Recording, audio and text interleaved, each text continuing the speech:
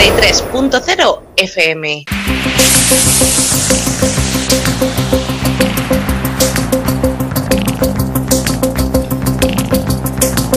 En la frontera del tiempo.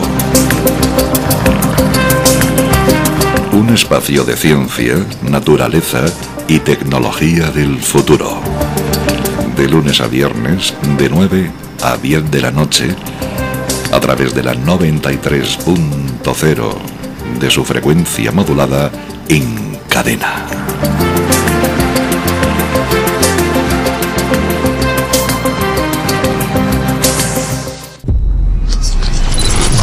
...93.0... ...93.0...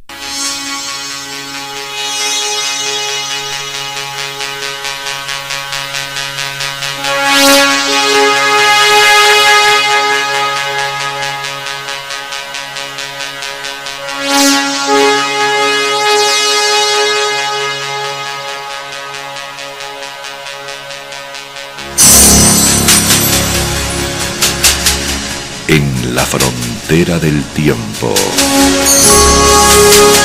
Un espacio dirigido y presentado por ella. En la 93.0 FM.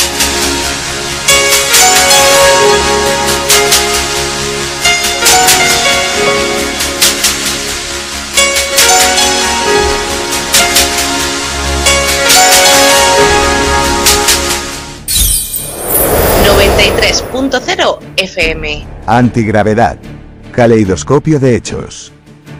¿Es real la antigravedad? Se supone que los descubrimientos científicos están al servicio de la humanidad, pero en realidad vemos un panorama diferente, cuando el engranaje de la ciencia oficial hace polvo a los disidentes en todo momento. Lo mismo les ocurrió a quienes estudiaron el fenómeno de la antigravedad. Al fin y al cabo, ya a principios del siglo XX, se realizaron con éxito experimentos físicos sobre el estudio de este fenómeno.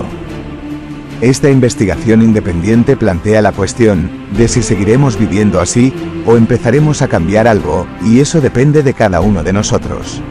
El documental se produce en el marco del proyecto internacional de investigación Caleidoscopio de Hechos. Caleidoscopio de Hechos es un proyecto de investigación único que ayuda a las personas a encontrar juntas respuestas a preguntas interesantes y apasionantes. Iniciado por miembros del movimiento internacional social ALLATRA. Capítulo 1. Viendo el tiempo y el espacio. De ALLATRA, por Anastasia Novik.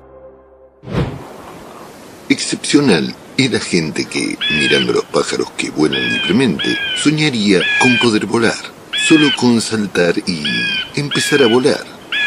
Por desgracia, la mayoría de la gente no puede volar. ¿Pero por qué? Sí, es Caleidoscopio de Hechos, y hoy profundizaremos en este tema.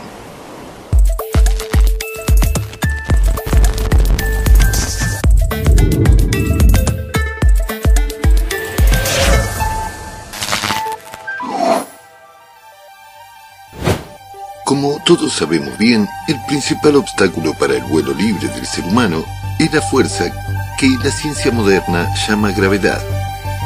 Sí, la gravedad es una fuerza fundamental que nos encadena a la superficie del planeta. Pero la gravedad no solo afecta a los objetos de la superficie de la Tierra, sino que también mantiene a nuestro planeta en su órbita alrededor del Sol, y hace que el sistema solar gire alrededor del centro de la galaxia, y que la galaxia gire alrededor del centro de un cúmulo de galaxias. Así pues, todo el universo se mantiene en su estado gracias a las fuerzas de la gravedad. A lo largo de la historia, científicos e inventores han buscado formas de superarla. Al día de hoy, se han creado un gran número de aviones que utilizan la fuerza de elevación de las alas para volar. Pero el santo grial de todas las formas de superar la gravedad terrestre es la antigravedad. En términos más sencillos, para despegar en condiciones en las que se anule la gravedad, no necesitarás alas, hélices ni corriente en chorro, simplemente volarás. La cuestión está solo en las condiciones que anulan el efecto de la gravedad. ¿Cómo crearlas? Nuestro equipo de investigadores se hizo esta pregunta y hoy vamos a compartir con ustedes los resultados de varios meses de intensa búsqueda de respuestas. Franco Basa, astrofísico de la Universidad de Bolonia, y Alberto Feletti, neurocirujano de la Universidad de Verona, investigaron las similitudes entre dos de los sistemas más complejos de la naturaleza, la red cósmica de galaxias y la red de células neuronales del cerebro humano. El cerebro humano funciona gracias a su amplia red neuronal, que contiene hasta 100.000 millones de neuronas. Por otro lado, el universo observable está compuesto por una red cósmica de al menos 100.000 millones de galaxias. Echemos un vistazo a estas imágenes. En la izquierda vemos una sección de cerebelo con factor de aumento 40x, obtenida con microscopía electrónica por el Dr. E. Zunarelli del Hospital Universitario de Módena, mientras que en la derecha hay una sección de una simulación cosmológica del universo, con una extensión de 300 millones de años luz a cada lado. Se parecen, ¿verdad? Los investigadores concluyeron que, probablemente, la conectividad dentro de las dos redes, neuronal y cósmica, evoluciona siguiendo principios físicos similares, a pesar de la sorprendente diferencia entre las escalas de las galaxias y las neuronas. En otras palabras, todo en el mundo se repite fractalmente. Sabemos que las galaxias forman una estructura de red debido a la fuerza de la gravedad. A juzgar por las fotos, las neuronas del cerebro están sometidas a una fuerza similar, pero en condiciones diferentes. El alcance de la escala de acción de esta fuerza es sorprendente, desde el tamaño del universo hasta la red neuronal de nuestro cerebro. Pero surge una pregunta razonable. Si esta fuerza se manifiesta en una persona, ¿puede controlarse? Podría decirse que no tiene sentido. ¿Cómo puede un ser humano controlar la gravedad? No es científico. No se apresure a responder. Los hechos son precisos. La historia ha conservado casos creíbles que darán un vuelco a su comprensión de este fenómeno.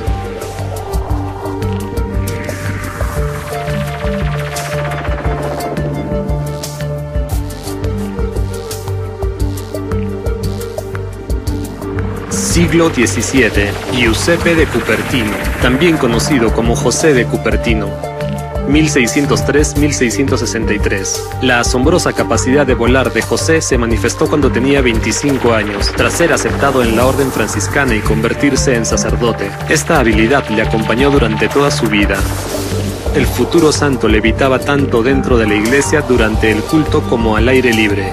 Se elevaba sobre el suelo a alturas que oscilaban entre los 10 centímetros y los 70 metros, y permanecía en el aire durante decenas de minutos. Siglo XIX. El siguiente en ser visto volando fue Daniel Douglas Hume, 1833-1886. Lo que dio a Hume una fama sensacional fueron sus sesiones de levitación. Sir William Crookes afirmó que unas 50 veces presenció cómo el cuerpo del médium se elevaba a una altura de 2 metros del suelo, con buena iluminación. Cuando Hume flotaba en el aire, pasé las manos alrededor de su cuerpo en busca de cuerdas o cordones invisibles que pudieran levantarlo y mantenerlo en tal posición, pero no encontré nada. Varias veces observé que Hume se elevaba junto con la silla en la que estaba sentado. Mucho menos frecuente, pero también ocurría que personas sentadas cerca también levitaban con Hume, escribía Crookes. En 1868, en presencia de testigos, Hume demostró una asombrosa sesión de levitación, durante la cual salió flotando por la ventana del dormitorio del tercer piso y regresó volando a la ventana abierta de par en par de la sala de estar vecina, cubriendo una distancia de unos 20 metros por encima de la calle. Uno de los presentes en la demostración de levitación fue el poeta Alexei Konstantinovich Tolstoy, que describió el efecto como algo increíble. Escribió: Hume flotaba en el aire mientras levitaba sobre nosotros. Pude agarrarle las piernas. Kuhn siempre se comportó de forma excepcionalmente humilde y hablaba de sus habilidades únicamente como un don concedido desde arriba.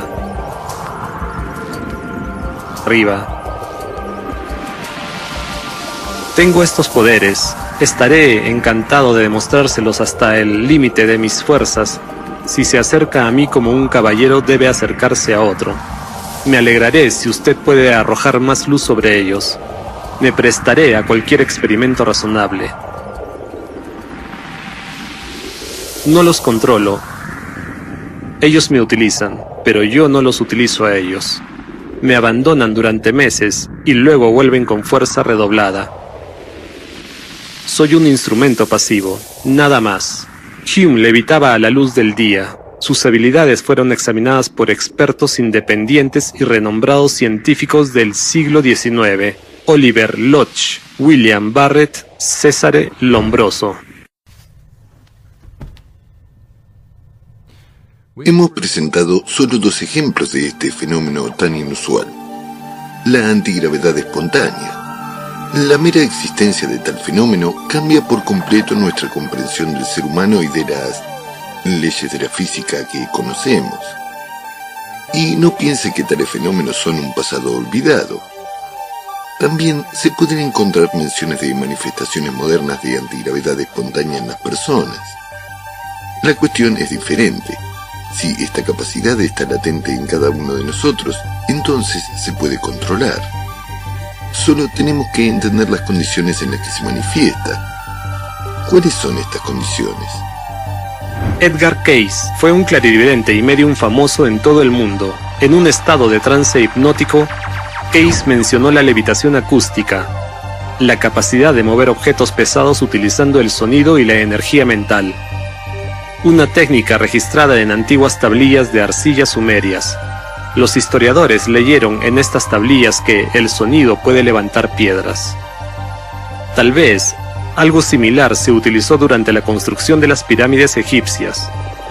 Cayce mencionó que los constructores de estructuras de templos en la Atlántida se tomaban de las manos y, al ritmo de los tambores, comenzaban a bailar en círculo alrededor de una piedra maciza, entonando en voz alta canciones rituales. La concentración mental y la intención de muchas personas, junto con la energía de las vibraciones sonoras, levantaban bloques de piedra de varias toneladas y los colocaban donde era necesario.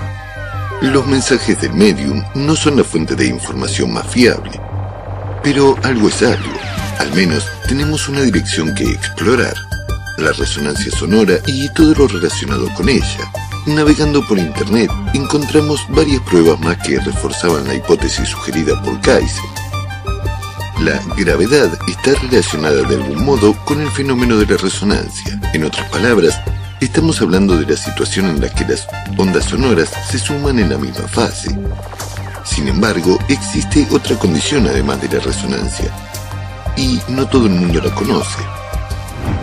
En la ciudad estadounidense de Homestead, situada en el extremo sureste de la península de Florida, existe un asombroso conjunto arquitectónico.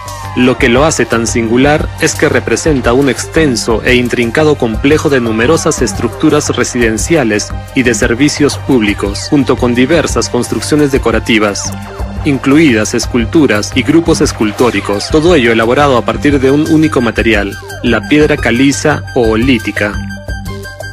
Tras comprar un terreno de 40 acres en Florida City, Edward Leeds Kalnin emprendió un extraordinario proyecto de construcción. Dedicó la estructura que había concebido a la novia que lo había rechazado y la llamó monumento a sus dulces 16. En 1936, Ed decidió trasladarse a otro lugar. Compró un terreno considerablemente más grande y elevado, de 400 hectáreas, cerca de Homestead, a pocos kilómetros de su anterior residencia. Después de esto, se enfrentó a la tarea de cómo trasladar varios de cientos de toneladas de estructuras de piedra y obras de arte a una nueva ubicación. Ed pidió prestado a un vecino un tractor con remolque y pasó varios meses cargando en él sus creaciones por la noche. Durante el día, las transportaba a la nueva ubicación y las descargaba la noche siguiente. Nadie vio nunca cómo las colocaba y las quitaba del remolque. Al principio, Ed llamó a su nueva propiedad Rockgate Park, pero más tarde cambió su nombre por el de Castillo de Coral. Fue este nombre el que entró en la leyenda de Edward Leedskalnin. Ed tardó 25 años de su vida en construir todo el complejo de edificios y conjuntos escultóricos del castillo, con un peso total superior a las 1100 toneladas. Un año después de la muerte de Ed, en 1952, la intrigada Sociedad Americana de Ingenieros se propuso desmentir el engaño de constructor del castillo. Alquilaron la excavadora más potente e intentaron mover uno de los bloques que Edward no había utilizado en la construcción. Sus esfuerzos resultaron en vano. El misterio de la construcción del castillo sigue sin resolverse. Ya no quedan testigos presenciales del proceso de edificación. Además, debido a su comportamiento poco sociable y su ascetismo, Ed no permitía que nadie accediera a su creación, lo que le valió el apodo de Ed el Sombrío. Para estudiar el fenómeno del castillo, una vez intentaron retirar una puerta giratoria de varias toneladas que había en la entrada. Estaba tan perfectamente equilibrada que hasta un niño podía abrirla con solo empujarla con un dedo. Desmontar la puerta requirió una grúa elevadora increíblemente potente y varias docenas de trabajadores. La puerta fue retirada, sin embargo, resultó que había sido centrada y equilibrada por nada más que un rodamiento oxidado de camión, que inmediatamente se desmoronó debido a su antigüedad.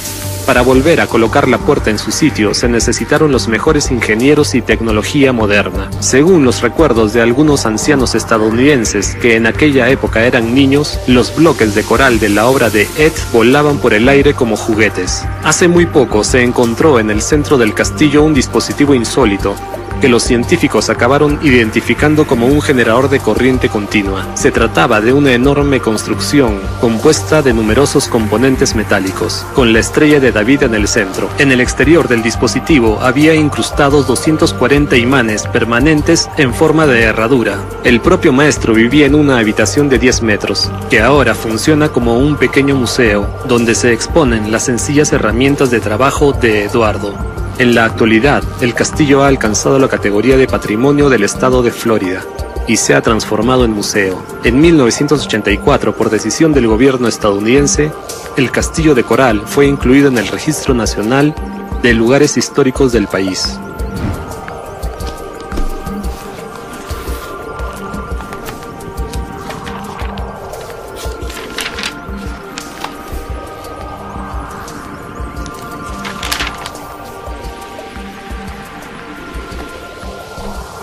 Por desgracia, tras su muerte, Leedskalnin no dejó ningún documento que revelara el secreto de la construcción.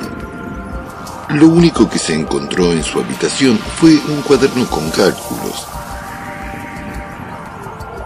Sin embargo, estas notas se parecen más a los borradores de un colegial que a los cálculos de un ingeniero. Eso es lo que dicen quienes la vieron personalmente. Pruebas indirectas y algunos testimonios de vecinos sugieren que Leedskalnin utilizaba la levitación del sonido, creando condiciones específicas para ello.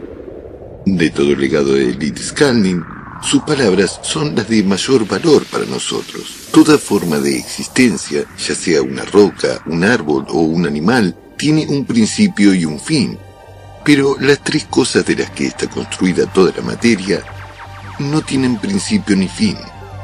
Son los polos norte y sur, los imanes individuales y las partículas neutras de la materia. Estas tres cosas diferentes son los bloques de construcción de todo. Quizás con esta afirmación, Ed quería expresar una hipótesis que hoy ha ganado muchos adeptos, tanto entre los investigadores de fenómenos paranormales como entre los científicos respetados.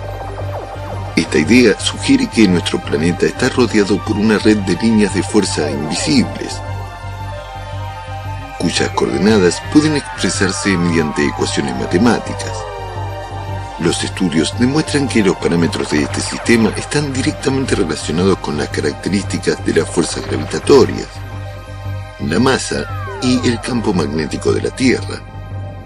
En otras palabras, Esta hipótesis sugiere que la gravedad y el magnetismo están directamente relacionados y, por tanto, controlando el magnetismo, podemos controlar la gravedad. Volveremos sobre este punto más adelante y, mientras tanto, seguiremos estudiando la conexión entre los fenómenos sonoros y la gravedad.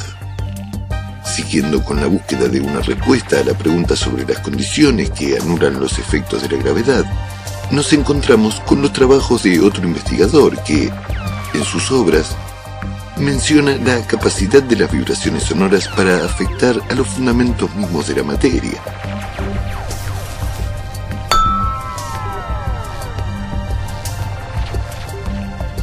John Ernst Worrell Kelly, 1837-1898. Inventor estadounidense que creía que las vibraciones sonoras a una determinada frecuencia podían hacer vibrar el éter. Al crear vibraciones, el éter puede concentrarse y dirigirse. Como el éter es la base de toda la materia, cualquier objeto material puede controlarse con este método. El logro más impresionante de Kelly fue la creación de un avión que funcionaba según este principio. En 1896, Kelly había perfeccionado su sistema hasta tal punto que decidió hacer una demostración de la aeronave ante el Departamento de Guerra de los Estados Unidos. El experimento se llevó a cabo en un espacio abierto, bajo la observación del Departamento de Guerra y de representantes de los medios de comunicación. Las descripciones del aparato indican que se trataba de una plataforma circular de aproximadamente 1,8 metros de diámetro.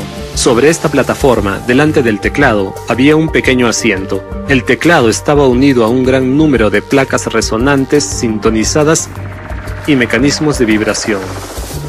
El mecanismo de control consistía en 100 varillas de vibración que representaban escalas enarmónicas y diatónicas. Cuando se bloqueaba la mitad de las varillas, el aparato podía acelerar de 0 a 800 km por hora en pocos segundos. Si se bloqueaban todas las barras, la gravedad recuperaba el control y el aparato descendía hasta el suelo. Las condiciones meteorológicas no afectaban al aparato, que podía ascender incluso durante una tormenta. A pesar del impresionante rendimiento del dispositivo, el Departamento de Guerra informó a Kelly de que no veían ninguna ventaja en hacer funcionar un instrumento tan complejo y se negaron a seguir estudiando el asunto. Lo más sorprendente del dispositivo era que cuando Kelly estaba en la plataforma y lo activaba, no se veía afectado en absoluto por los efectos de la aceleración. Esto sugiere que durante el vuelo se produjo un efecto antigravitatorio.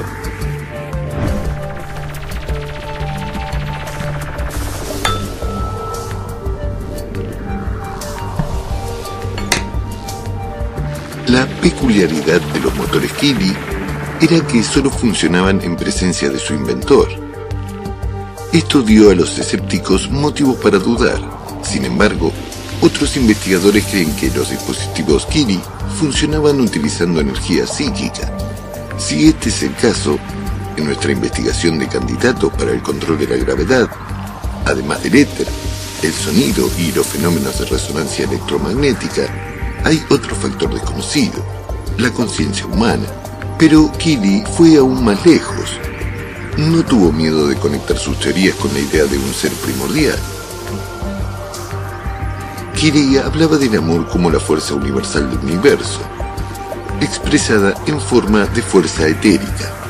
Otra vez el éter. Pues parece que en la búsqueda de las condiciones para la aparición de la antigravedad no podemos prescindir de él. El hecho notable es que durante el periodo en que la ciencia oficial prohibió incluso mencionar al éter al mismo tiempo, en la misma Alemania, donde la prohibición comenzó en 1920, apareció un grupo llamado Brill, que fue organizado por una médium y contactada, María Orsic. El grupo de Orsic creó una máquina antigravedad.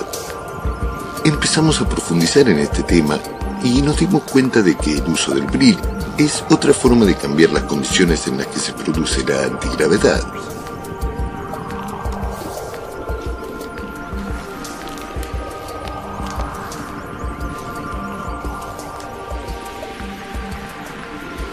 María Orsic es una conocida medium y contactada.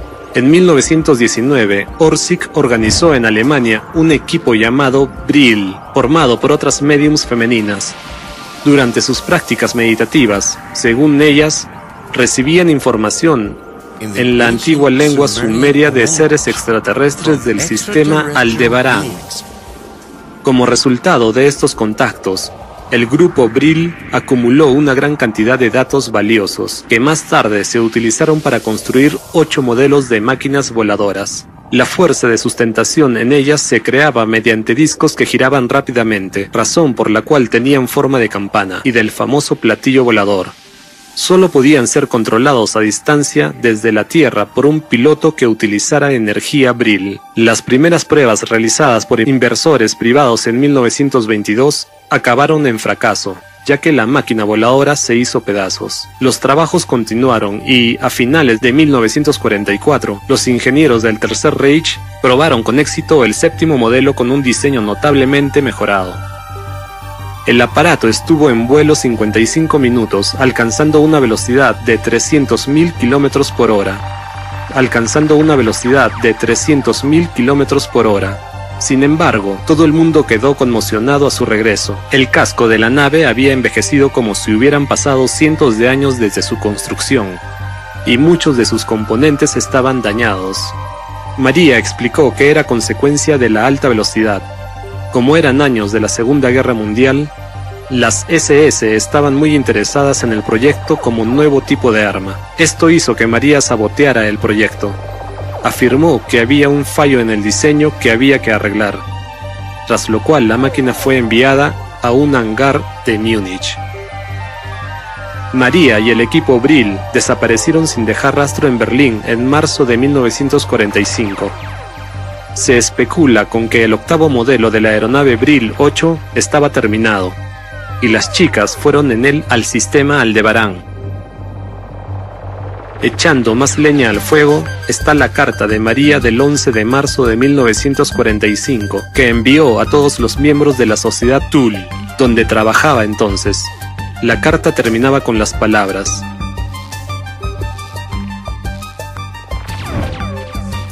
Parece que nuestro arsenal de herramientas que pueden crear las condiciones para la manifestación de la antigravedad se ha ampliado al poder del Brill. Para saber más sobre esta fuerza, que no es otra cosa que la moneda más valiosa del universo, puedes ver el video con la participación del estimado Igor Mikhailovich Danilov.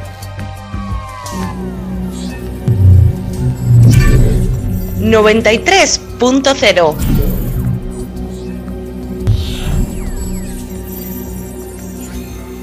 93.0 FM.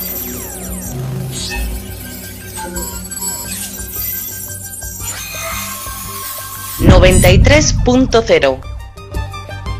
Si tomamos la sociedad Brill, en particular, la información que han recibido es la información que compraron del sistema, ¿o es el contacto con los extraterrestres? Por supuesto. Y ahora Tatiana ha dicho lo principal. Estaban comprando este conocimiento que estaban obteniendo. Los planos y mucho más lo pagaban con ALAT, convirtiéndolo en anti-ALAT. Es realmente un fondo de intercambio muy valioso, digamos, o ¿cómo es más correcto llamarlo? Bueno, en general, la moneda más valiosa del universo. Igor Mikhailovich, ¿es magia o no? No, no es magia. Cualquier magia está basada en el anti-ALAT, digamos, pero hay una gran diferencia. Estaban trabajando en grupo, utilizando ciertas prácticas. Las prácticas que utilizaban eran tibetanas y japonesas. Es decir, para lograr este resultado, utilizaron las técnicas y los métodos del sombrero amarillo y del dragón verde. Digamos así. Pero si consideramos todo esto como las finanzas, sería como si utilizaran dos bancos, digamos, para pagar lo que reciben. Interesante. De este modo, estaban pagando con sus vidas la información que recibían. Bueno, es para... También es interesante Igor Mikhailovich cuando practicaban los miembros de esta sociedad Brill. Digamos, cuando el grupo trabajaba, tenía las prácticas dirigidas a la concentración. Y es interesante, podían contemplar durante mucho tiempo alguna hoja, algún brote del árbol o en general, con el poder de su mente, tenían que activar la fuerza vital de esa semilla. Son técnicas especiales. Técnicas especiales que les permitieron aprender a invertir la atención de manera correcta. Esto es realmente interesante. Todo rastro del grupo Orsic y de los resultados de su trabajo terminó en 1945. ¿Y ahora qué? ¿Dónde más podemos encontrar pruebas de fenómenos antigravitatorios o, al menos, pistas sobre cómo crear condiciones en las que se produzcan estos fenómenos? Encontramos una pista del siguiente paso en la mención de la correspondencia entre María Orsic y Nikola Tesla. Por desgracia, esta correspondencia solo se menciona y sigue clasificada como secreta, al igual que el resto de los trabajos de Tesla sobre la antigravedad. Sin embargo, conseguimos averiguar algo. En 1911, el periódico New York Herald Tribune publicó una entrevista con Tesla en la que afirmaba: "Mi máquina voladora no tendrá ni alas ni hélices. Podría verse en el suelo y nunca se adivinaría que es una máquina voladora. Sin embargo, podrá desplazarse a voluntad por el aire en cualquier dirección con perfecta seguridad". La siguiente prueba del trabajo continuado de Tesla en el campo de la antigravedad nos llegó en los registros de una conferencia que dio el 12 de mayo de 1938 en el Consejo de Caridad de Inmigrantes. En esta conferencia, Tesla anunció que estaba trabajando en la teoría dinámica de la gravedad y que muy pronto la daría a conocer al mundo al completar desarrollos secretos. La teoría dinámica de la gravedad pretendía ser una teoría unificada de todo, conectando todos los tipos de interacciones conocidas hoy en día. William Lane, un investigador científico estadounidense de la biografía y las obras de Tesla, describe en su libro Física oculta del éter una situación absurda que surgió en torno a la teoría dinámica de la gravedad. Tesla nunca lo publicó en su totalidad, y tras su muerte, todos los documentos relacionados con él se clasificaron y siguen conservándose en archivos gubernamentales hasta el día de hoy. Cuando William Lane solicitó específicamente estos documentos al Centro de Investigación de Seguridad Nacional del Laboratorio Nacional de Los Álamos en 1979, se le denegó el acceso. En particular, se reconoció la disponibilidad de los documentos. Lo curioso es que ese mismo día, William encontró un esquema de una bomba de hidrógeno de dominio público. ¿Qué puede haber en los documentos de Tesla de 1943 más secreto que el esquema de una bomba de hidrógeno? Además, William Lane afirma lo siguiente: Werner von Braun, un renombrado ingeniero alemán de cohetes y aeroespacial, dirigió una serie de proyectos secretos sobre platillos volantes basados en el efecto electrogravitacional, con el apoyo de Nikola Tesla en 1934 y 1938. Los proyectos tenían el nombre en clave P2. Sin embargo, se desconoce si es cierto o no, ya que Nikola Tesla era conocido por sus opiniones pacifistas y no podía entregar de buen grado sus desarrollos más importantes a la Alemania nazi. Sin embargo, es bien sabido que Tesla asesoró oficialmente a la empresa alemana Telefunken, especializada en la producción de equipos de radio. Sus contactos con representantes de la empresa duraron muchos años, desde 1911. Otra historia rodeada de misterio es la caja fuerte de Nikola Tesla. Sava Kozanovic, sobrino de Tesla, llegó a su habitación del hotel en el New Yorker al día siguiente de su muerte.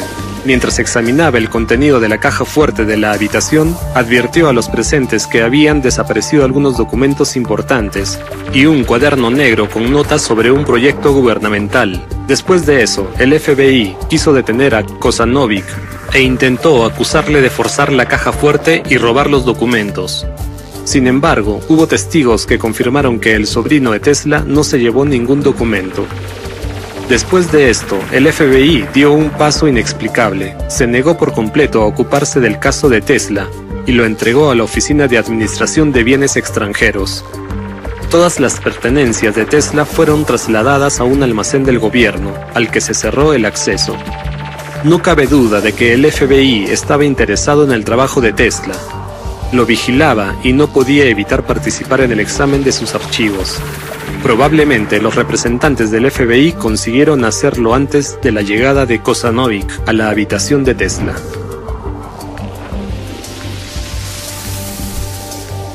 Esta es casi toda la información disponible hoy en día sobre el trabajo de Tesla directamente en el campo de la antigravedad. Sin embargo, aún se conservan algunos testimonios de testigos oculares que afirman haber visto su máquina antigravedad en vuelo. En el libro Lost Science, Jerry Basilatos aporta el testimonio de un testigo ocular que confirma que Tesla utilizó dicha tecnología. Se describe de la siguiente manera.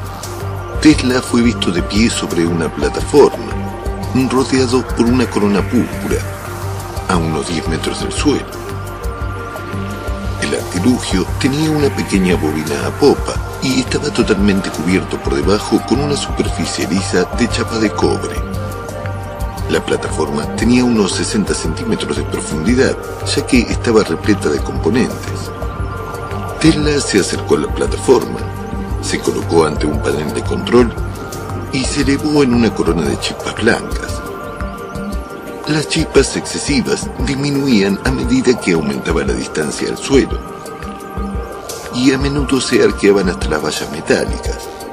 Tesla hizo todo lo posible por evitar las numerosas vallas metálicas de los ranchos bajo su trayectoria aérea. Se decía que Tesla a menudo se deleitaba elevándose a través del aire nocturno durante horas cada noche. Pero las huellas del trabajo de Tesla en el campo de la antigravedad no acaban ahí. En 1925 conoció accidentalmente a Otis Carr. Tesla reconoció en este hombre a un verdadero ingeniero y compartió mucho con él.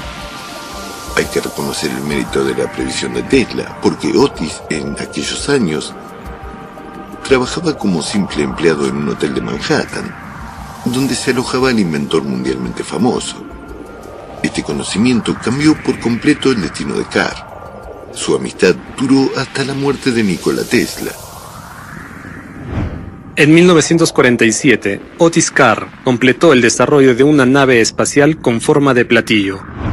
A finales de la década de 1950 ya había construido varias otras máquinas voladoras. Según Carr, cualquier vehículo acelerado a un eje de rotación relativo a su masa inercial atractiva se activa inmediatamente por la energía del espacio libre y actúa como una fuerza independiente. En 1959, Carr recibió la patente estadounidense número 2.912.244 por el proyecto de la nave espacial OTC-X1, a pesar de que la Oficina de Patentes de Estados Unidos no había reconocido la idea de movimiento perpetuo durante muchos años y de que el dispositivo de Carr utilizaba exactamente ese principio. La patente fue concedida.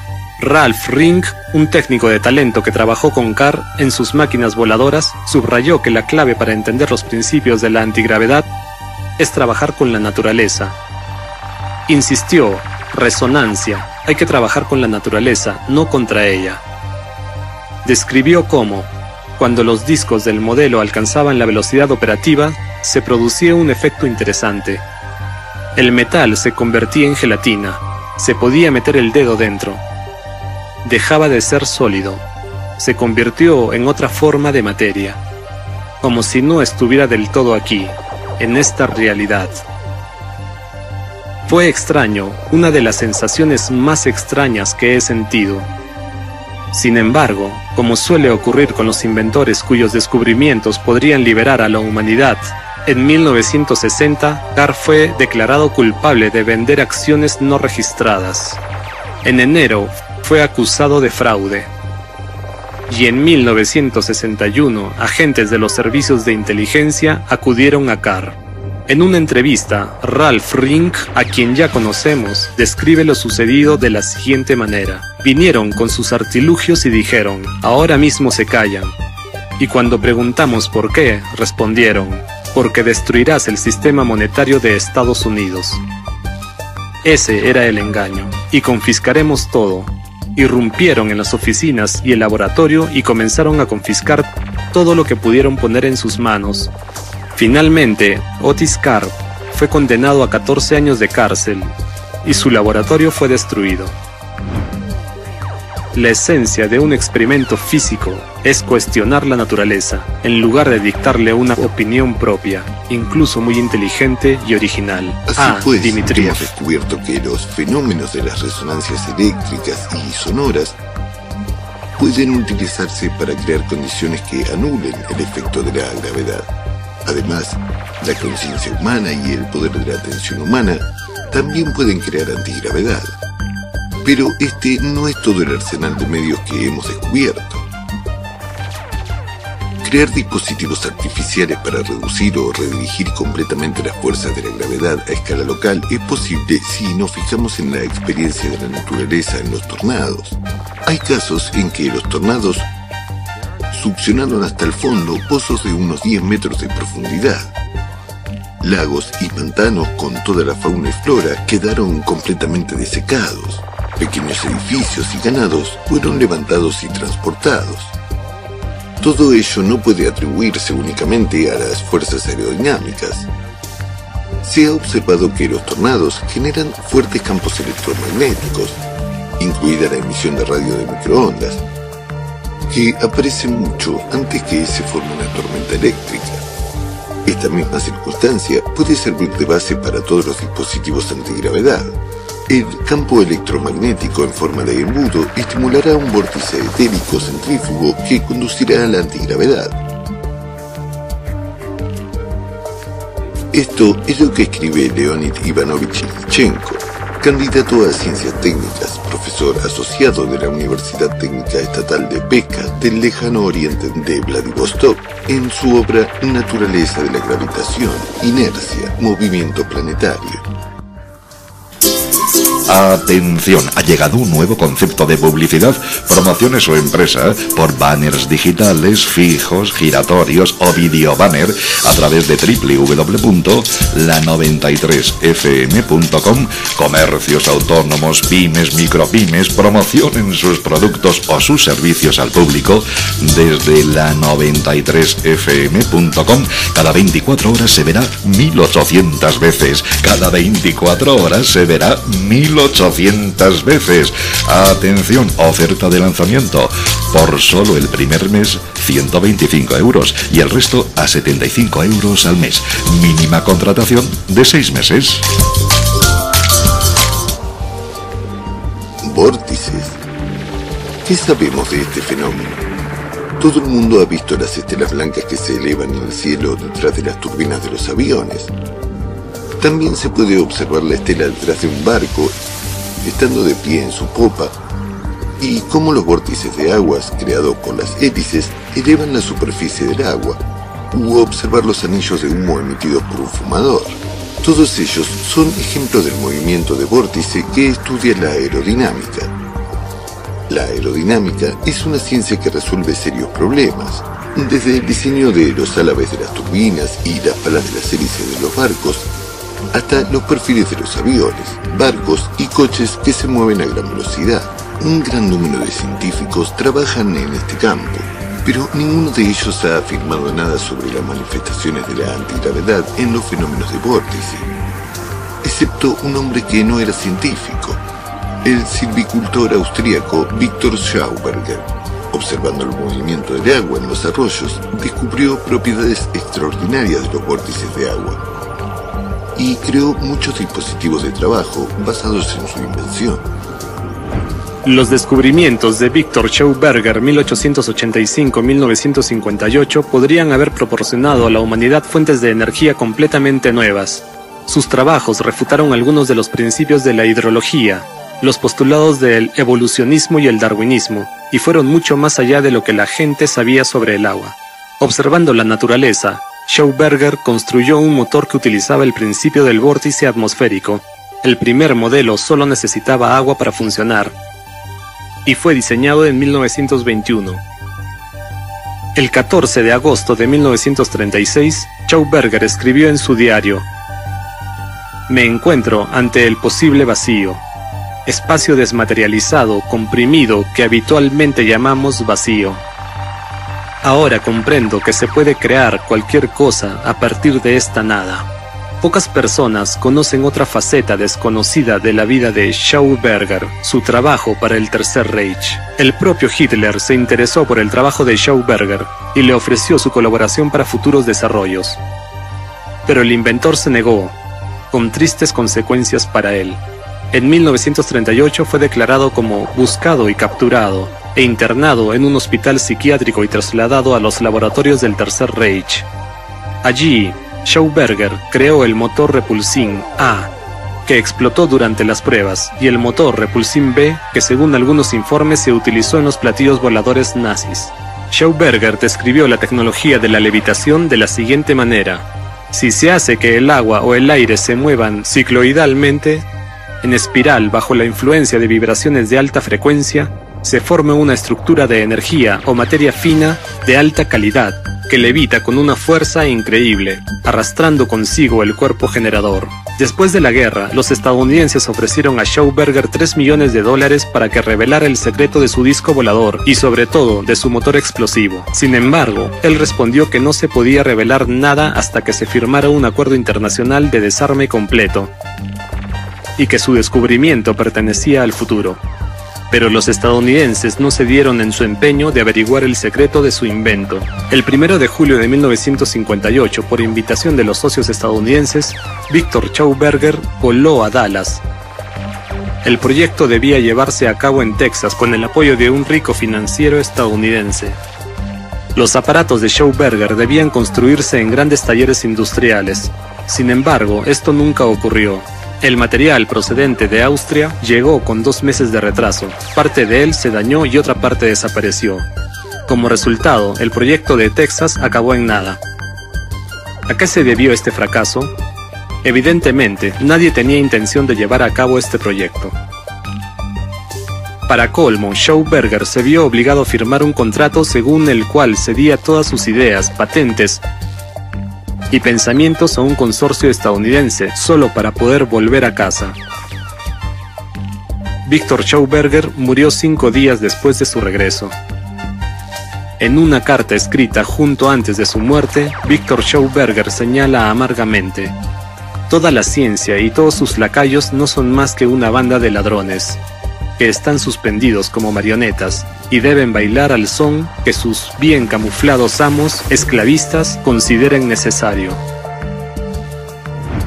Como podemos ver, las condiciones en las que existimos hoy se resisten desesperadamente a que la idea de la antigravedad se generalice. Literalmente, todos los científicos que se ocupan de cuestiones que van más allá del dogma científico se enfrentan al obstáculo del entorno oficial científico y comercial.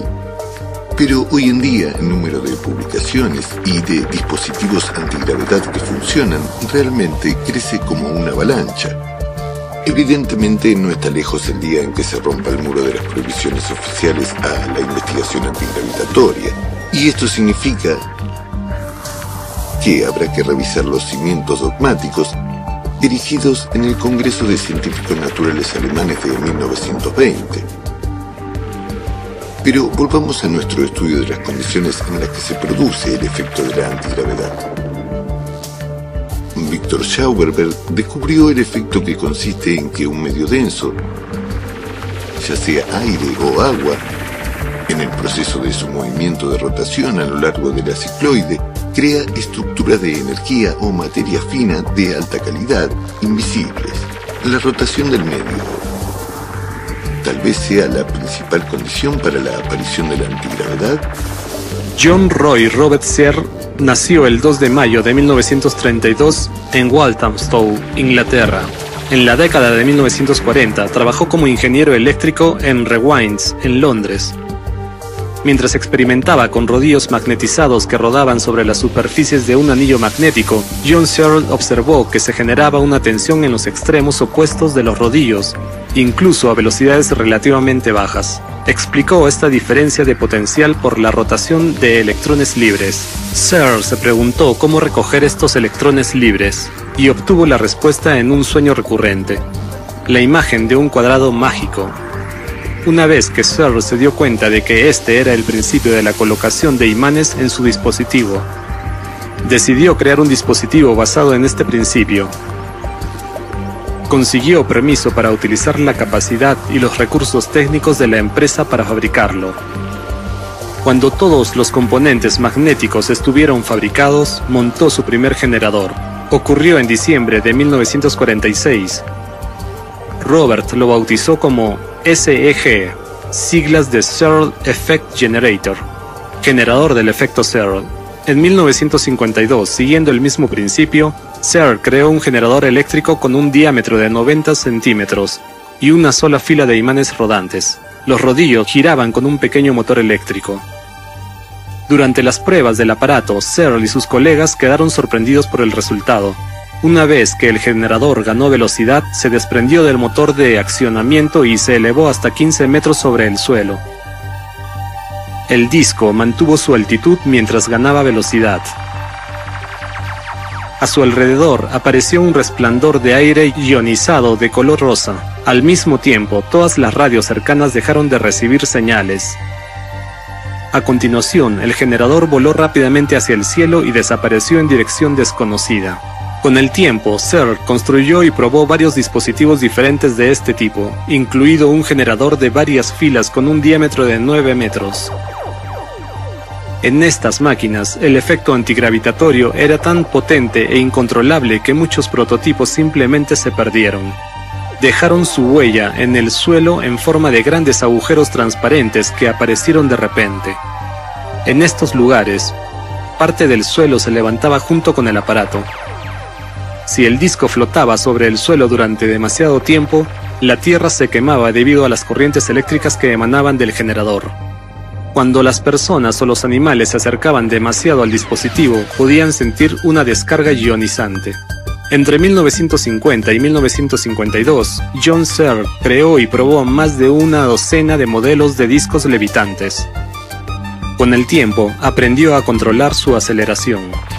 En 1963, confiado en la novedad de sus descubrimientos, Searle envió invitaciones a la Casa Real y a altos cargos del gobierno para la presentación de su modelo de platillo volante.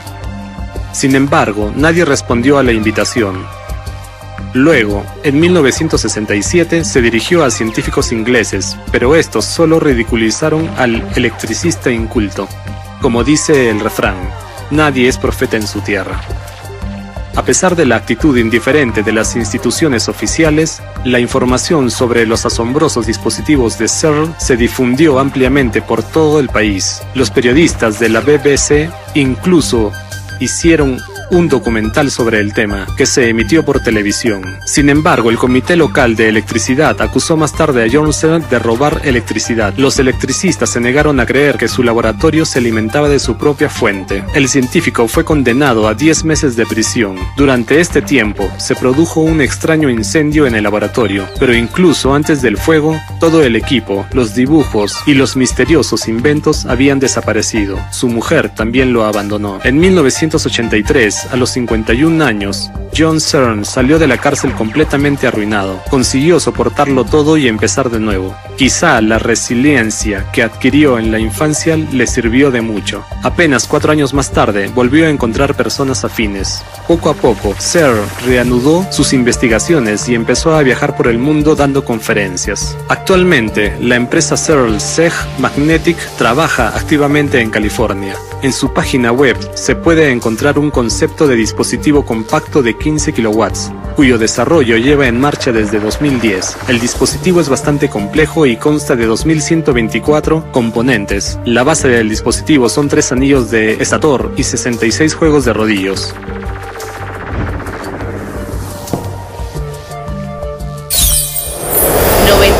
.0 FM.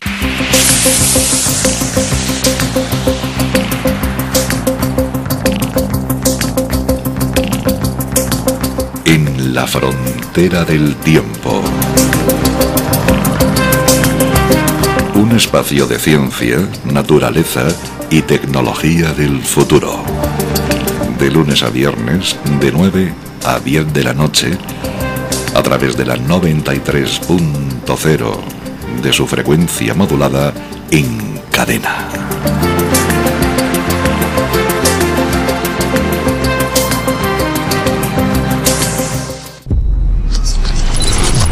...93.0.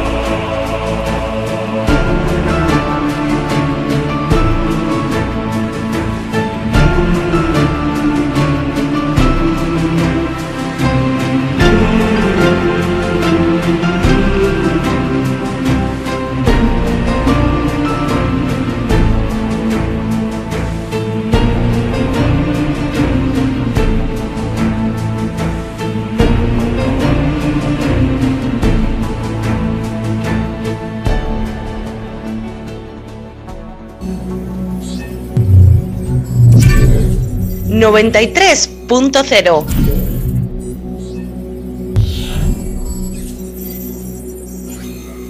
93.0 FM.